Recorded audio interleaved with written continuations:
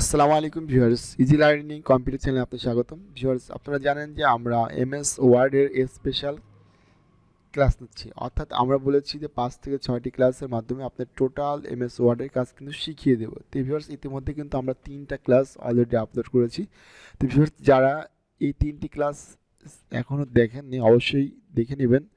এই ভিডিও ডেসক্রিপশনে কিন্তু ভিউয়ার্স এই ভিডিওগুলোর লিঙ্কগুলো দেওয়া থাকবে, অবশ্যই ভিডিওগুলো দেখে নেবেন।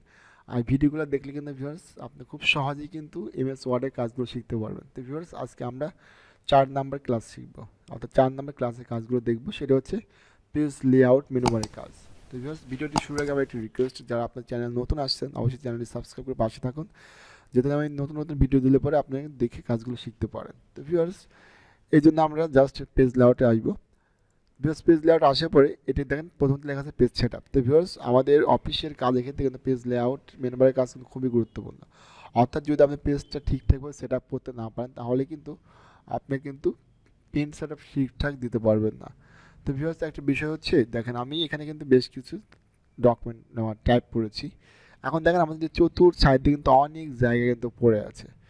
তো যদি ভিউয়ার্স আপনি কোনো অফিসে চাকরি করেন তাহলে আপনার যে প্রথম দায়িত্ব থাকবে সেটা হচ্ছে কোনো কাজ শুরুর আগে অবশ্যই আপনাকে পেজটা সঠিকভাবে সেট আপ করতে হবে। তো ভিউয়ার্স, এই পেজ সেট আপটা আপনি কোথা থেকে করবেন? পেজ লেআউট মেনু বার থেকে করবেন। তো ভিউয়ার্স, প্রথমত দেখেন আমাদের মার্জিনটা কিন্তু সাধারণত নর্মাল করা থাকে। তো নর্মাল মার্জিন থাকে চতুর্দিকে 1 ইঞ্চি করে জায়গায় পড়ে থাকে। তো ভিউয়ার্স, যদি আপনি একটু মার্জিনটা একটু কমায় নিতে চান সেক্ষেত্রে আপনি কীভাবে কমাবেন? এই জন্য আপনি জাস্ট মার্জিনে আসবেন, আশা করি দেখতে পাচ্ছেন ভিউয়ার্স এখানে নর্মাল করা আছে। তো যদি এটা আমি ন্যারো করে দিই তাহলে ভিউয়ার্স দেখতে পাচ্ছেন এটা কিন্তু সাইড থেকে কিন্তু বেশখানি কিন্তু জায়গা কমে গেছে। এখন কিন্তু ভিউয়ার্স দেখতে পাচ্ছেন আমাদের মার্জিনের জায়গা কিন্তু কমে গেছে। এটা ছাড়াও যদি দেখেন এখানে কিন্তু আর বেশ কিছু অপশন দেওয়া আছে, আপনার যেই অপশনটা প্রয়োজন সেটা আপনি সিলেক্ট করে দিবেন, অথবা যদি নিজের মতো করে কাস্টমাইজ করতে চান তাহলে এখানে কাস্টম মার্জিন আসবেন। কাস্টম মার্জিন আসার পরে এখান থেকে আপনার ইচ্ছা মতো মার্জিনটা আপনাকে সেট আপ করতে পারবেন। তো এখানে ভিউয়ার্স প্রিভিউ দেখেন, যদি আমি এখানে মার্জিন কমাই বা বাড়াই তাহলে দেখেন এখানে সব কিছু কিন্তু প্রিভিউতে দেখা যাচ্ছে। কেমন? ওকে, জাস্ট ওকে করে দিলাম। এরপর ভিউয়ার্স এখানে আছে আমাদের অরিয়েন্টেশন। আচ্ছা, অরিয়েন্টেশনটা আসলে কি? অরিয়েন্টেশন হচ্ছে দুই প্রকার, একটা হচ্ছে প্রোট্রেট, একটা হচ্ছে ল্যান্ডস্কেপ। তো ভিউয়ার্স, প্রোট্রেটটা কি? প্রোট্রেট হচ্ছে লম্বা লম্বে। যদি আমরা প্রোট্রেট করি তাহলে কি আমাদের ডকুমেন্টটা কিন্তু লম্বা পেজে লম্বা লম্বিভাবে লেখা হচ্ছে। আর যদি আমি এখান থেকে ল্যান্ডস্কেপ করি তাহলে কি হচ্ছে আড়াআড়ি, অর্থাৎ আমি পেজে আড়াআড়িভাবে ডকুমেন্ট লিখছি। তো ভিউয়ার্স, সাধারণত আমার প্রোট্রেটটা বেশি রাখি, তারপর প্রোট্রেটে ক্লিক করলাম। এরপর আছে সাইজ। তো সাইজটা কি হচ্ছে আপনি কোন পেপারে কাজ করতে চান। তো ভিউয়ার্স, সাধারণত কিন্তু আমরা অফিসের যে কোনো কাজের ক্ষেত্রে A4 পেপারটা কিন্তু বেশি ব্যবহার করে থাকি। A4 পেপারটা কিন্তু ভিউয়ার্স যে কোনো ক্ষেত্রে গ্রান্টেড, এই জন্য আমি জাস্ট এখান থেকে A4 পেপারটা সিলেক্ট করে নেব। এছাড়া আপনার প্রয়োজনের সাপেক্ষে কিন্তু আপনাকে পেপার সাইজ কিন্তু ছোট বড় নেওয়ার প্রয়োজন হতে পারে। এরপর ভিউয়ার্স, আমরা যদি কখনো কোনো দলিল বা কোনো স্ট্যাম্পে কাজ করে থাকি, কোনো দলিল বা কোনো স্ট্যাম্প, সেক্ষেত্রে আপনি কোন পেপারে কাজ করবেন? সেক্ষেত্রে আপনি এখানে জাস্ট লিগ্যাল পেপারটা সিলেক্ট করবেন। কোন পেপার? Legal paper. এই দেখেন লিগ্যাল পেপারটা দেওয়া আছে। আপনি লিগ্যালে ক্লিক করলে কী হচ্ছে, লিগ্যাল পেপারটা A4 পেপার থেকে একটু লম্বা হবে এবং একটু চিকন মতো হবে। তো এটা আমরা A4 করে দিলাম। এরপর ভিউয়ার্স এখানে আছে কলাম। তো কলামের কাজটা কিন্তু ভিউয়ার্স গুরুত্বপূর্ণ। কলামটা সাধারণত যারা পত্রিকা লেখালেখি করে তাদের ক্ষেত্রে কিন্তু কলামটা বেশি ব্যবহার করা হয়। তো ভিউয়ার্স, কলামটা আসলে কি? কলামটা হচ্ছে একই পেজে কয়েক পেরায় লেখালেখি করা। অর্থাৎ দেখেন এখানে আমার কিন্তু একটা পেজ একটা মাত্র পেরা লেখা আছে, আমি চাচ্ছি না এই পেজটাতে আমি 2টা পেরা বানাবো। এই যখন জাস্ট কলামে আসলাম 2 করলাম, ভিউজ দেখতে পাচ্ছেন আমার কিন্তু কলাম কিন্তু 2টা পেজ। দেখেন আমি এখন এখানে যাই টাইপ করি আমার কিন্তু এর বাইরে কিন্তু আর যাচ্ছে না। তো ভিউয়ার্স, আপনি এই পাশে কখন আসতে পারবেন? যখন আপনি এই পাশে পেরাটা লিখে শেষ করতে পারবেন। তো জাস্ট আমি ইন্টার দ্বারা লিখে লিখে শেষ করতেছি। আমার এমনিতে লিখতে অনেক সময় লাগবে, জাস্ট আমি ইন্টার দিয়ে বোঝাচ্ছি যে আমার লাইনগুলো শেষ হয়ে গেছে। এখন যদি আমি এখানে লিখি তাহলে কিন্তু এখানে লেখাটা হচ্ছে। আর একবার যদি আপনি এই পাশে প্রায় চলে আসতে পারেন তাহলে কিন্তু অটোমেটিকলি আপনি এই পাশ থেকে এই পাশে কিন্তু আপনি আসতে পারবেন। ওকে, দেখতে পাচ্ছেন কিন্তু খুব সহজে কিন্তু আমি এক পাশ থেকে কিন্তু আরেক পাশে আসতে পারছি। এরপর চাইলে আপনি কিন্তু 3 করতে পারবেন, মানে 3টা কলাম। দেখেন আমি কিন্তু এটা আসতে পারবো যত সময় আমি এই পেরাটা শেষ করব। তারপর ভিউয়ার্স এখানে আছে আপনার লেফট লেফট করলেই বামে কম ডানে জায়গায় বেশি পাবে, আর রাইট করে ডানে কম বামে জায়গায় বেশি পাবে। এবার মোর কলাম থেকে আপনি মোর কলামে যান, মোর কলাম থেকে আপনি কিন্তু এখান থেকে নাম্বার অফ কলাম তার বাড়াতে পারবেন। দেখছেন? এবার জাস্ট ওকে করলাম, তাহলে দেখেন আমার কিন্তু একটা পেজে কিন্তু 10টা কলাম কিন্তু নিতে পেরেছে। আর যদি এটা আপনি রাখতে না চান জাস্ট আপনি এখান থেকে কলামে এসে 1 কলাম করে দেন, তাহলে কিন্তু এটা আবার আগের অবস্থার মধ্যে ফিরে আসবে। এরপর ভিউয়ার্স আমরা যে বিষয়টি দেখব সেটা হচ্ছে ব্রেক। তো ভিউয়ার্স ব্রেকটা নর্মালি আমরা ইউজ করি না, ব্রেকে রেগুলার খুব একটা ইউজ করা হয় না। এখানে আছে নেক্সট পেজ। যদি আপনি এখানে নেক্সট পেজ করেন তাহলে আপনি পরবর্তী পেজে নিয়ে যাবে। আপনি কন্টিনিউ করলে আপনি যে পেজে রানিং আছেন আপনাকে ওই পেজটা দেখাবে। ইভেন্ট পেজ করলে কি হচ্ছে আপনাকে 2 নাম্বার থেকে 4 নাম্বার পেজে নিয়ে যাবে, দেখেন সব কিছু লেখা আছে। ওডিটি পেজ করলে 1 নাম্বার থেকে 3 নাম্বার নিয়ে আসবে, এখানে সব কিছু আপনি লেখা পাবেন। এরপর ভিউয়ার্স এখানে আছে লাইন নাম্বার। লাইন নাম্বারটা আসলে কি, আমি চাচ্ছি আমি যত লাইন টাইপ করব প্রত্যেকটি লাইনে অটোমেটিকলি নাম্বার হয়ে যাবে।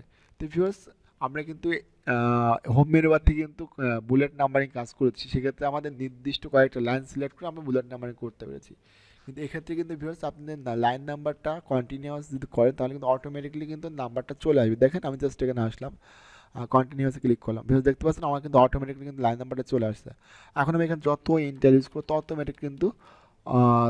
তত কিন্তু অটোমেটিকলি কিন্তু আমার লাইন নাম্বারটা কিন্তু কাউন্ট করে নিয়ে নেবে।